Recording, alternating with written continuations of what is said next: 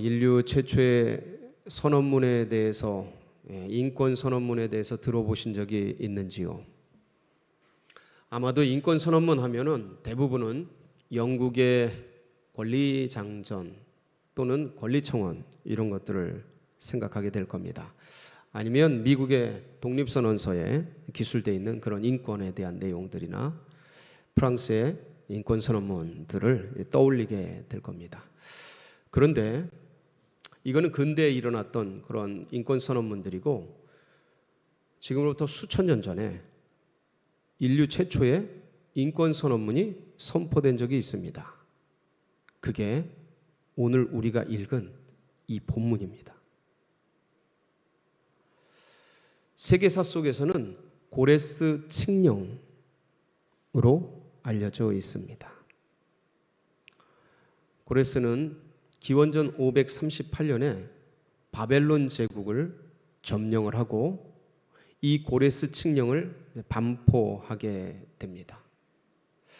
그런데 그동안 인류사에 있어서 어떤 제국이 자기 나라가 점령한 식민지, 노예 삼은 나라, 종 삼은 정복한 그 나라들을 아무런 대가 없이 풀어주고 자유케 한 그런 전례가 없습니다. 그래서 수많은 사람들은 이 성경의 이 말씀, 고레스 칙령에 대한 신빙성과 그리고 고레스 칙령이 역사 속에서 있었다라는 역사적 사건에 대한 의심을 많은 사람이 했습니다. 어떻게 아무런 대가 없이 종교의 자유를 자신들의 식민지 사람들에게 그 옛날에 줄 수 있었겠느냐? 이건 허구다. 이건 성경이 만들어 놓은 소설 같은 설화의 얘기일 뿐이다.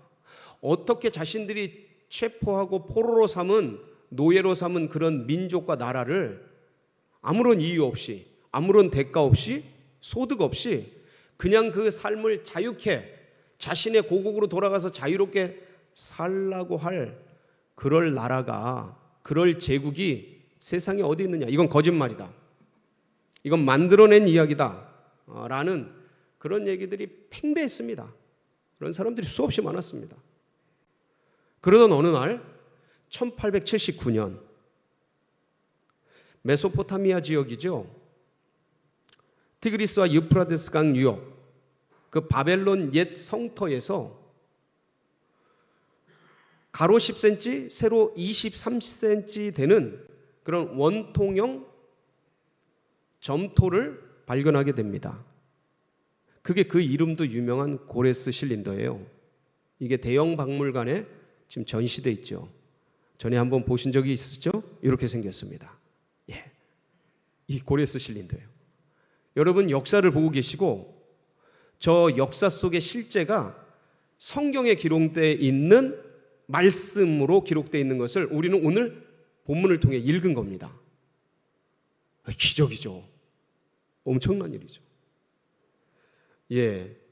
그래서 이 실린더의 내용을 보면 고레스 칙령에 정말 놀라운 관용 정책이 기록되어져 있는데 그 실제가 오늘 우리가 읽은 본문 1절입니다. 한번 1절 보실까요? 한번 읽어보겠습니다. 바사왕 고레스 원년에, 언제요? 바사왕 고레스 원년, 이게 기원전 538년이에요. 이때 여호와께서 예레미야의 입을 통하여 하신 말씀을 이루게 하시려고 바사왕 고레스의 마음을 감동시키시며, 누구의 마음을 감동시키셨어요? 바사왕 고레스의 마음을 감동시키셨습니다. 여러분, 이 바사왕 고레스는요, 페르시아 왕이에요. 페르시아 제국의 초대 왕입니다. 그런데 페르시아 제국은 자신의 제국에 신이 있습니다. 자신이 믿어왔고 섬겼던 신이 있어요. 그런데 하나님께서 그 고레스, 페르시아 왕의 마음을 감동시키신 겁니다. 우리 믿음의 백성들이 하나님께서는 구속사를 이끌어 가시고 구원사를 이끌어 가시며 섭리하시는 것에 대해서는 굉장한 신뢰가 있습니다. 믿음이 있습니다. 그런데 그 하나님께서 세속사도 인류사도, 우주사도 이끌어 가시는 거에 대해서는 사실은 좀 피부적으로 잘 못 느끼고 살아갑니다. 그런데 이런 말씀을 보면 전율하지 않을 수가 없습니다. 감동하지 않을 수가 없어요. 하나님이 바사왕 고레스의 마음도 감동시키시는 거예요. 믿음의 백성들에게도 감동을 주시지만 믿지 않는 백성들도 하나님께서 감동시키는 겁니다. 그래서 우리가 기도해야 되는 거예요.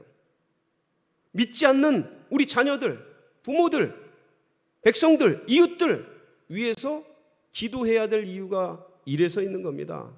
우리가 주님께 기도할 때 주님이 그들에게 감동 감아 주실 줄 믿습니다. 그래서 움직이는 거예요. 사람의 말과 혀로는 이게 되지를 않습니다. 되는 것 같아도 되지 않고 돼야만 하는데도 안 되고, 그런데 하나님이 이렇게 감동을 주셔요. 감화를 주십니다. 그리고 역사를 일으켜 주십니다. 천지 만물을 만드신 우리 하나님께서 인류 역사도 주관해 가시는 줄 믿으시기 바랍니다. 예. 그래서 이렇게 감동된 고레스가 선포한 내용이 2절부터 4절까지 진행이 되는 겁니다. 그러니까 유다 백성들은 다 올라가서 성전 건축하라는 거예요. 자유롭게. 너희들 여호와 하나님을 섬기고 성전도 자유롭게 지으라는, 그리고 이뿐만 아니라 이 페르시아의 점령 속에 있었던 모든 신민들도 같은 혜택을 누리게 됩니다. 그러니까 고레스가 그 고레스 칙령을 발효한 이유가 뭐냐? 이 이스라엘 백성들로 하여금 자유롭게 신앙하고 자유롭게 고국으로 돌아가서 하나님 섬기고 자유롭게 살 수 있도록 배려하기 위해서 이들을 그리 하다 보니까 모든 신민들에게 다 그런 혜택을 주는 기적 같은 역사가 일어난 거예요. 인류 역사 속에 이런 일이 없었어요. 그래서 알렉산더를 비롯한 모든 인류의 왕들이 이 고레스를 존경합니다. 그러니까 하나님은 그 고레스의 마음을 감동시키셨는데 그 선포된 내용은 사실은 고레스 이전 옛날부터 하나님께서 예언하셨던 말씀입니다.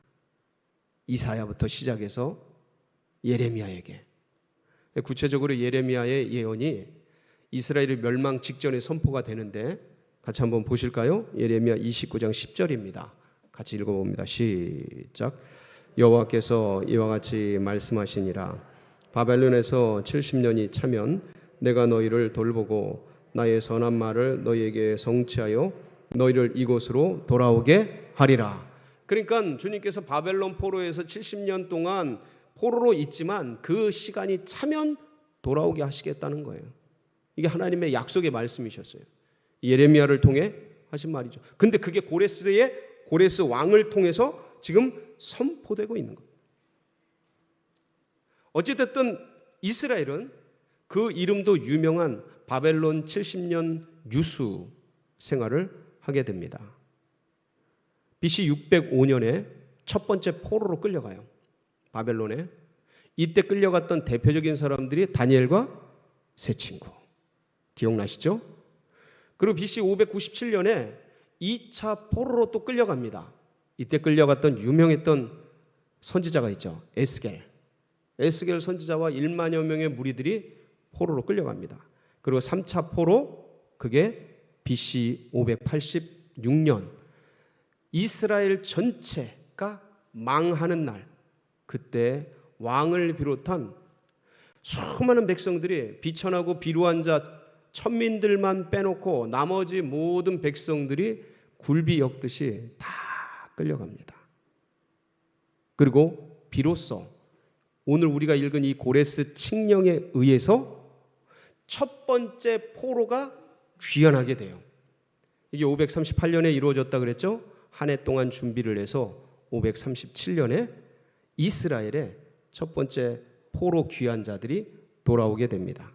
그리고 그 뒤에 두 번째 포로 귀환자들이 BC 444년에 세 번째 포로 귀환자들이 돌아와서 마무리되게 됩니다.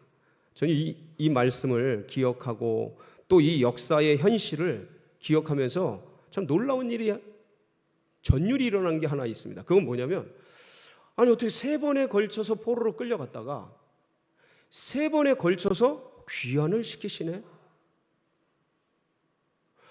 베드로가 예수님을 부인하고 맹세하고 저주하면서 3번 부인했더니 요한복음 21장에 보면 요한의 아들 시몬아 네가 나를 사랑하느냐 몇 번 물으셔요? 3번 물으시면서 그 포기되고 낙담된 영혼을 회복시키시듯이 이게 기가 막히게도 역사 속에서 이스라엘 백성을 3번에 나누어서 포로로 끌려가게 하시더니 3번에 나누어서 귀환하게 하는, 이건 역사의 실제니까 새겨져 있으니까 이 기가 막힌 놀라운 은혜가 아닐 수 없습니다. 전율이 일어나죠. 이런 거 보면 하나님의 그 디테일하고 섬세하신 솜씨를 보면 역사를 운영하고 섭리해 가시는 그 기가 막힌 그 모습을 보면 놀랍지 않습니까?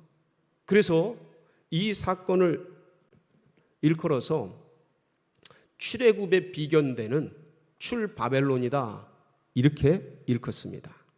물론 페르시아에서 탈출했죠. 현실은. 그런데 바벨론의 포로로 끌려갔다가 나왔기 때문에 출바벨론이다 이렇게 이르게 됩니다. 그래서 출애굽과 출바벨론은 이스라엘 역사의 양대 기둥이 돼요. 하나님 살아계심을 증언하는 놀라운 실체가 됩니다. 그런데 어떤 사람들은 이 사건을 그건 우연히 일어난 일이지, 그렇게 하나님이 했다 그렇게 말할 필요가 있냐, 그거는 역사 속에서 어떻게 하다 보니까 우연찮게 일어난 일인 거야, 이렇게 생각하는 사람들이 있습니다. 그런데 똑같은 사건을 전혀 다르게 보는 분들이 계셔요. 그게 누굽니까? 믿음의 백성들이에요.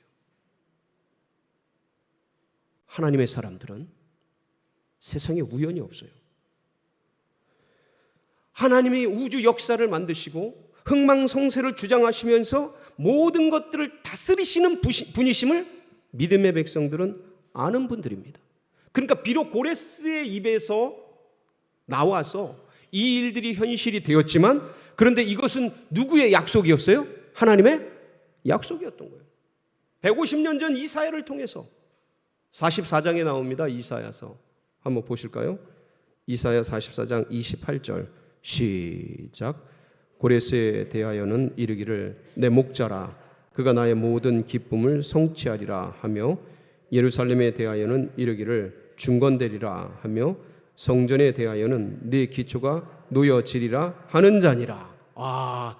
150년 전에 고레스 왕이 날 걸 알고 이름도 지어 놓으셨어요, 하나님이. 그리고 이스라엘이 중건되고 성전의 기초가 놓일 것에 대해서 다 예언해 두셨어요, 이미 150년 전에. 그리고 예레미야를 통해서 아까 말씀드렸듯이 그렇게 70년이 차면 너희가 이 고국으로 돌아오리라 예언해 두셨고, 여러분 이 예레미야의 이 말씀을 다니엘이 바벨론 포로로 끌려가서 60여 년 지난 후에 이제 해방이 10여 년 남은 그때에 다니엘이 기도하는 중에 이걸 깨닫게 됩니다. 감동 속에 그 말씀을 깨닫게 돼요. 그래서 기록한 말씀이 다니엘서 9장 2절이에요. 한번 보실까요? 시작. 곧 그 통치 원년에 나 다니엘이 책을 통해 여호와께서 말씀으로 선지자 예레미야에게 알려주신 그 연수를 깨달았나니 곧 예루살렘의 황폐함이 70년 만에 그치리라 하신 것이니라. 이걸 깨닫고 다니엘이 금식하며 기도합니다. 간절히 기도해요. 그리고 어떤 역사를 했겠죠. 총리직을 가지고. 그리고 10여 년 뒤에 이렇게 돌아가는 귀한 기적 같은 일들이 일어나는데, 이렇게 하나님의 사람들은 주님의 말씀이 예언으로 선포되어 있고 그리고 약속으로 선포되어 있고 믿음의 사람들이 이렇게 깨닫고 기억하며 기도하며 나아가고 있다라는 것을 주의 백성들은 알고 가슴에 묻고 그렇게 살아가는 사람들이 많이 있었던 거예요. 하나님의 감동이, 하나님의 역사가 그들을 이렇게 움직여가는 거죠. 그런데 이렇게 하나님의 백성들뿐만 아니라 놀라운 것은 그 주변에 있는 세상의 사람들도 감동시키셔요. 하나님께서 고레스도 감동시키셨죠. 그런데 이스라엘 백성들이 일어나서 하나님의 성전을 짓자고 나가니까 그 주변에 있는 사람들도 함께 감동이 돼가지고 성전 헌금을 하고 그리고 이들에게 물질을 제공하고 그렇습니다. 그 말씀이 어디에 기록되어 있어요? 오늘 우리가 읽지는 않았는데 이 에스라 1장 6절에 기록이 되어 있습니다. 같이 한번 보실까요? 1장 6절 시작. 그 사면 사람들이 은그릇과 금과 물품들과 짐승과 보물로 돕고 그 외에도 예물을 기쁘게 드렸더라. 이 기가 막힌 사건이 일어나는 거예요. 이 놀라운 사건이 일어나요. 마치 출애굽 때 이스라엘 백성들이 갑자기 나갈 때 주변에서 많은 사람들이 물품을 공개하잖아요. 예? 400년 동안 노예로 일하고 종으로 일하고 임금도 못 받고 그걸 주님이 다 기억하시고 주변에서 물품을 얻게 하십니다. 그걸 가지고 나가서 광야에서 성막을 짓죠. 이 하나님의 놀라운 역사가 이 출 바벨론 때도 그냥 올려보내지 않으시고 이렇게 사면에 마음들을 감동시키셔서 많은 사람들이 헌물을 하게 됩니다. 자, 여러분, 참 그런데 중요한 게 있습니다. 여기서 주의 백성들이 이 고레스 칙령에 하나님의 놀라운 섭리 속에서 이루어진 고레스 칙령에 하나님의 말씀에 감동을 받지 않습니까? 그런데 여러분, 이때 감동받으면 굉장히 큰 문제가 생깁니다. 제가 오늘도 여러분들에게 도전을 할 건데, 근데 이때 감동받으면 큰 문제가 생겨요. 이게 무슨 역설적인 얘기입니까? 감동받으면 왜 큰 문제가 생깁니까? 고레스 칙령이 고레스 왕에 의해서 선포되지만 이게 하나님의 약속이다. 이게 하나님의 예언이다. 이게 하나님의 우리를 향한 놀라운 뜻이다. 지금 일어나야 된다. 감동받으면 엄청난 문제 생깁니다. 어떤 문제가 생겨요? 이분들 지금 여기 몇 년째 포로로 있다고요? 70년째예요. 여러분, 예로부터 한때는 30년으로 생각을 했습니다.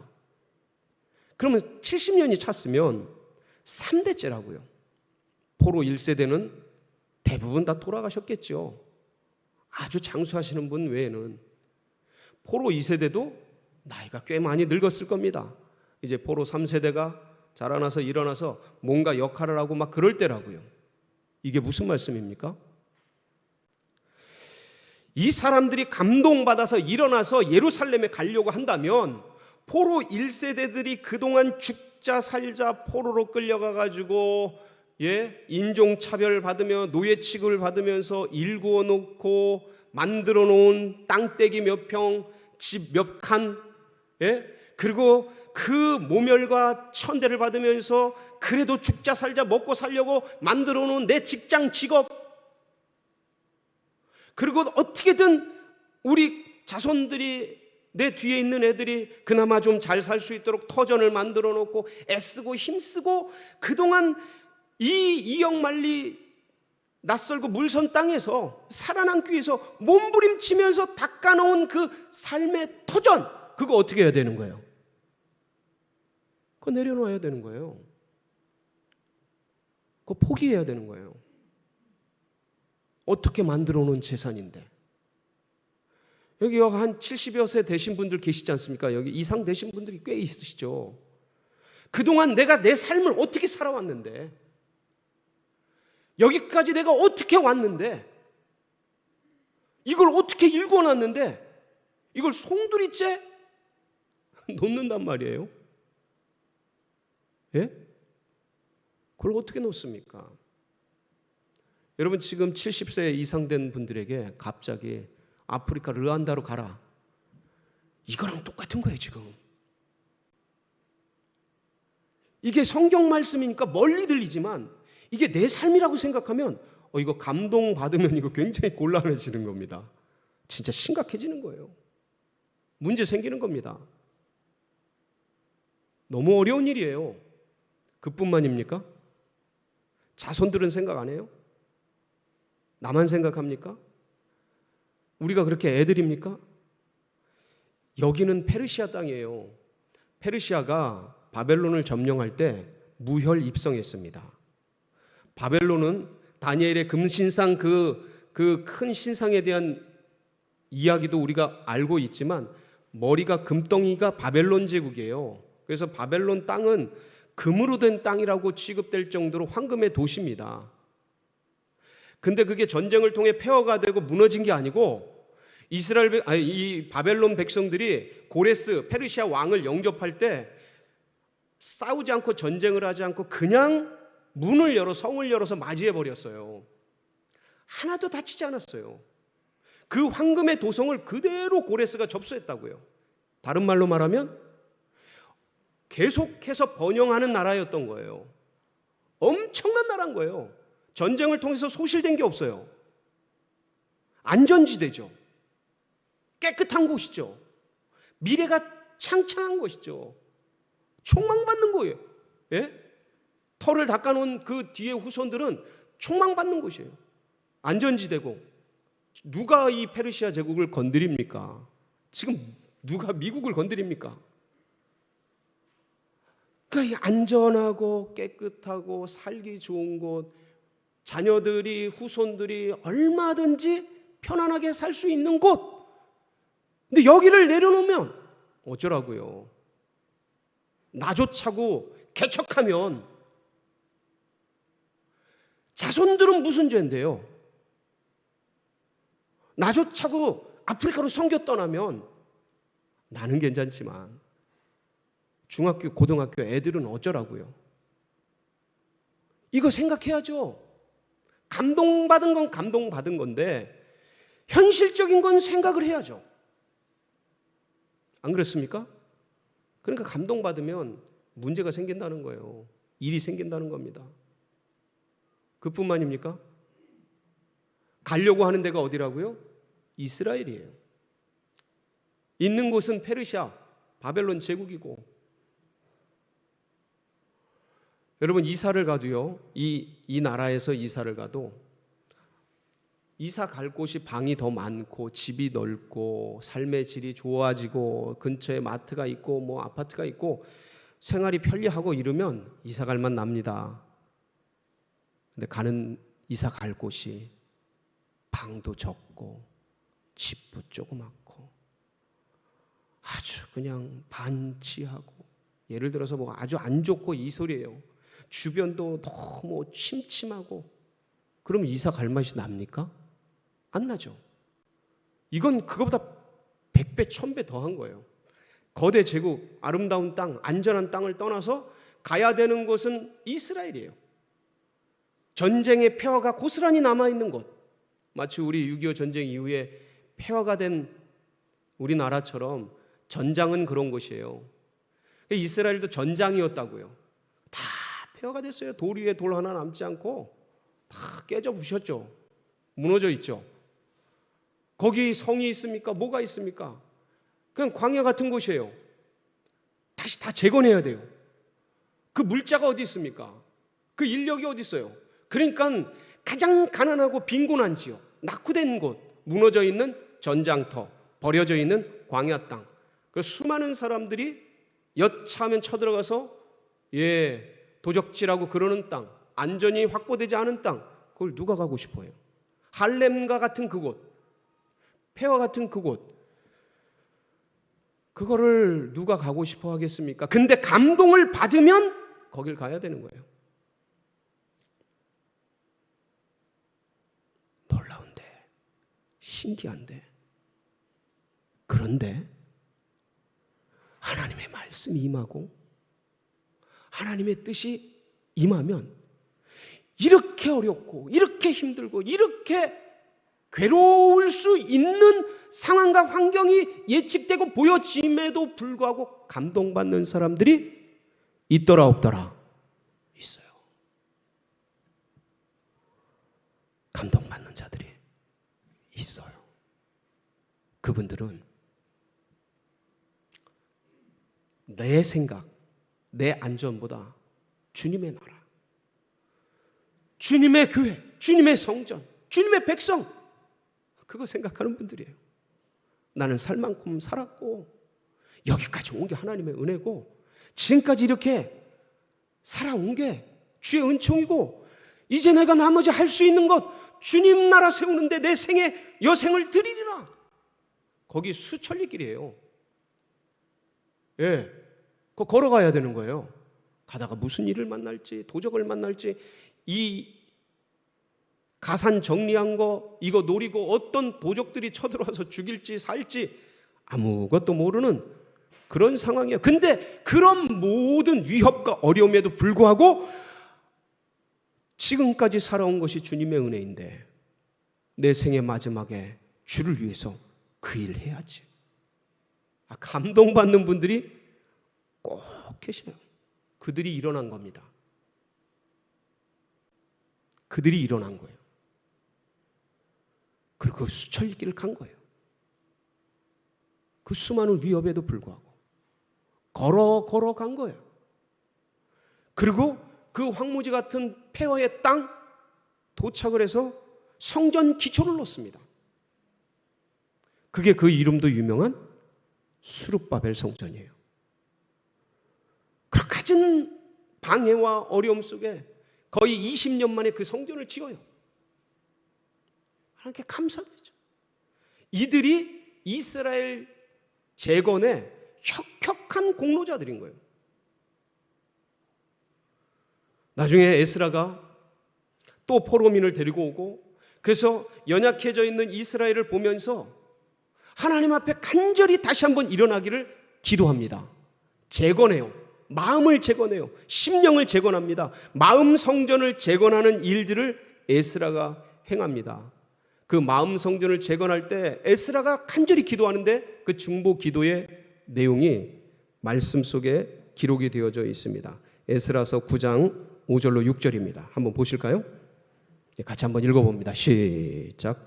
저녁 제사를 드릴 때에 내가 근심 중에 일어나서 속옷과 겉옷을 찢은 채 무릎을 꿇고 나의 하나님 여호와를 향하여 손을 들고 말하기를 나의 하나님이여 내가 부끄럽고 낯이 뜨거워서 감히 나의 하나님을 향하여 얼굴을 들지 못하오니 이는 우리 죄악이 많아 정수리에 넘치고 우리 허물이 커서 하늘에 미침이니이다 하면서 두 손을 들고 하나님 이 나라 민족의 이 연약함을 긍휼히 여겨주시옵소서.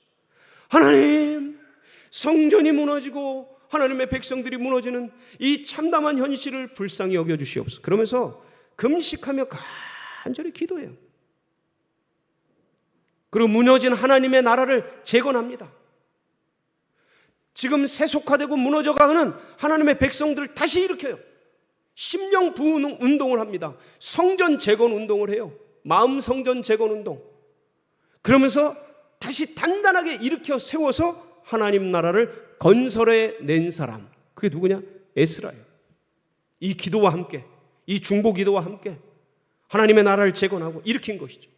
그래서 저 이번에 우리가 이제 작정해서 12월 1일부터 3월 27일까지 100일간 기도를 하지 않습니까? 저는 이걸 가정과 교회와 나라를 세우는 100일 작정 기도에 이렇게 생각을 했어요. 근데 이 말씀을 묵상하면서 와, 이 100일 작정 기도의 명칭을 뭐로 해야겠다? 에스라 기도회라고 해야겠다. 아멘이십니까? 예. 이렇게 간절히 주님 나라 세우기 위해서 몸부림쳤던 에스라처럼 우리도 무너져가는 하나님 나라, 지난 2주간 제가 말씀을 드렸습니다. 몇 개의 교회가 어떻게 됐는지 지난 2년간 코로나 전국 속에서 하나님의 사람들이 여러분 지금 교회마다 이제 위드 코로나로 많이 와도 되는데 모이질 않아요. 지금 현실이 모이질 않아요.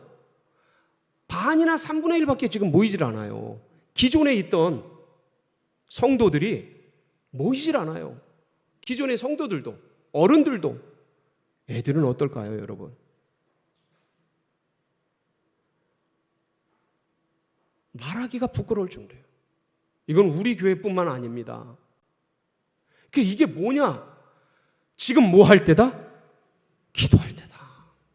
에스라처럼 민족을 품고 한국 교회를 품고 서울 제일교회를 품고 다음 사대를 품고 기도할 때다. 에스라 기도에 교회에서 깃발을 들었습니다. 저는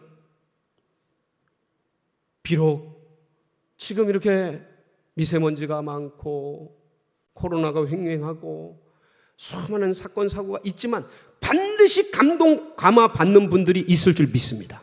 다 일어나시기 바랍니다. 그런 분들은 일어나서 주님의 빛을 발하면서, 진짜 일어나시네. 감사해요. 아유, 참 고마워요. 반응하는 것은 아름다운 거예요. 정말 짱입니다. 그렇게 진짜 일어나서, 영적으로 일어나서 기도의 자리에 나와서 하루에 1시간씩입니다. 많은 것도 아니에요. 근데 만만치는 않아요. 겨울이잖아요. 추위가 있고, 그리고 이 바쁜 와중에 직장 다니면서 여기 나와서 1시간 기도한다는 게 쉽진 않아요. 근데 이것이 우리의 영을 살릴 겁니다. 이것이 우리 한국교회를 일으킬 겁니다. 이것이 다음 세대, 죽어가는 다음 세대를 다시 세울 겁니다. 왜? 우리가 기도하면 하나님이 일하십니다. 우리가 일하면 하나님이 멈춰 계시지만 우리가 기도하면 하나님께서 일하십니다. 이 깃발에 우리 모두가 동참하여서 하나님의 영광을 보는 복된 은혜가 있으시길 주의 이름으로 축복합니다. 같이 기도하시겠습니다. 합심해서 기도할 때 하나님께서 이 나라 민족을 긍휼히 여겨주시고 하나님 한국교회를 불쌍히 여겨주시고 하나님 기도하는 백성들이 일어나 빛을 발하게 하여 주옵소서. 우리가 함께 기도할 때 하나님 역사하여 주옵소서. 우리 합심해서 기도하며 나갑니다.